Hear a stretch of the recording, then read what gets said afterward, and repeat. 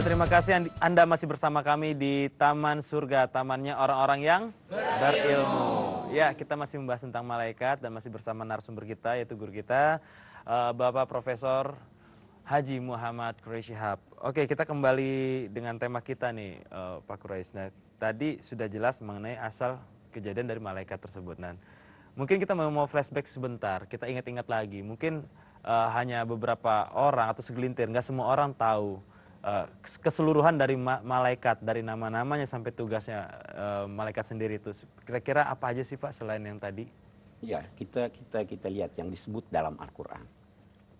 Jibril, Mikail, Malik, penjaga neraka, yang katanya dalam hadis tidak pernah senyum.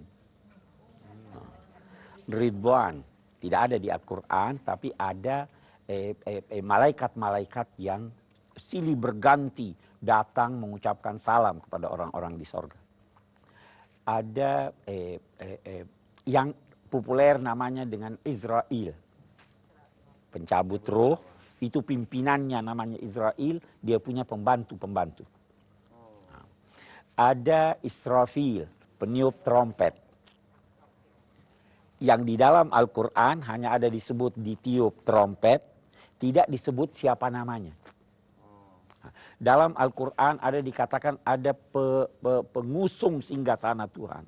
Wa yahmilu arsya rabbika fawqahum yawma idzin thamaniya. Ada namanya Zabania, polisi-polisi neraka. Di samping itu ada yang dinamai oleh Al-Quran, wa in kullu nafsin lamma 'alaiha hafiz. Setiap jiwa ada pemeliharanya. Nah, ini saya akan jelaskan sedikit. Kita ambil contoh. Satu orang atau pesawat udara terbang jatuh. Menurut kebiasaan, kalau pesawat jatuh dari atas, penumpangnya mati semua atau tidak? Saya tanya kebiasaan. Secara logika. Ya kan? Kebiasaannya begitu. Kebiasaan itu dalam bahasa agama dinamai sunnatullah. Kebiasaan-kebiasaannya.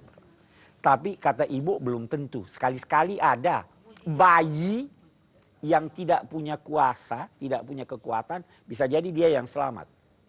Kenapa itu? Bukan karena tidak punya dosa. Belum tentu orang yang meninggal itu punya dosa. Bukan. Di situ ada yang dinamai pemeliharaan Tuhan. Perlindungan Tuhan. Dalam bahasa agama dinamai inayatullah. Siapa yang menjaga ini? Hafiz. Ada malaikat yang bertugas untuk itu. Ditugaskan Allah. Saya punya rencana buat orang ini. Kejadian begini, kamu yang bertugas. Ada. Dia pelihara. Nah, ada malaikat yang dijelaskan oleh Al-Quran. Yuthabbitullahu alladhina amanu bil qawli tsabiti fil hayati dunya wa fil akhir. Malaikat yang mengukuhkan jiwa manusia. Nah itu tadi, kalau bersahabat, dia kukuhkan Anda. Jangan mau begini, lakukan ini. Masih ragu-ragu? Datang malaikat mendorong. Itu ada malaikat yang begitu. Ada malaikat yang beristighfar. Ya Allah, ampuni orang ini, kesian, dia tidak apa-apa ya Allah. Dia punya salah, keliru. Ada malaikat yang seperti itu. Ya kan? Itu raqib dan atid. Raqib itu artinya pengawas. Atid selalu hadir. Ulama-ulama berkata, raqib mencatat yang baik, atid mencatat yang buruk. Oke, tidak ada masalah. Tetapi dia itu mengawas. Kalau orangnya sudah mati, dia masih awasi atau tidak? Tidak lagi. Tetapi dia ada di kuburnya. Berdoa kepada Allah, ya Allah ampuni orang ini. Jadi dia mengawasi bukan untuk cari kesalahan. Karena itu, kalau baru niat salah, dia tidak tulis. Tapi kalau yang ini niat melakukan kebaikan, dia sudah tulis. Karena dia bersahabat. Jadi jangan gambarkan bahwa kehadiran malaikat ini mengawasi untuk cari kesalahan Anda. Tidak. Dia mengawasi, boleh jadi dia justru memelihara atas perintah Allah. Walahu mu'aqibatum min baini yadayhi wa min khalfihi yahfazunahu min amrillah. Ada malaikat-malaikat di hadapan dan di belakang yang memelihara manusia ini sesuai dengan perintah Allah. Jadi banyak sekali malaikat. Tidak jelas jauh lebih banyak dari manusia. Ada malaikat yang tidak punya hubungan dengan manusia. Yang ada di arsy sana itu, dia tidak urus kita. Ada juga gitu ya? Ada. Ini alam raya terlalu luas. Alam itu, bumi itu hanya seperti sebiji kacang di lapangan bola. Saya kira itu ya. Waduh. Itu ya. Makin bertambah nih ya pengetahuan kita tentang malaikat ya. Terus terang aku baru tahu sekarang ternyata. Baik, ada yang ingin langsung bertanya mungkin yang mengganjal tentang tema kita. Assalamualaikum warahmatullahi wabarakatuh. Waalaikumsalam. Saya Ibu Nina Idham. Mau bertanya kepada Pak Profesor, apakah ada malaikat? Padahal malaikat itu kan ciptaan Allah ya.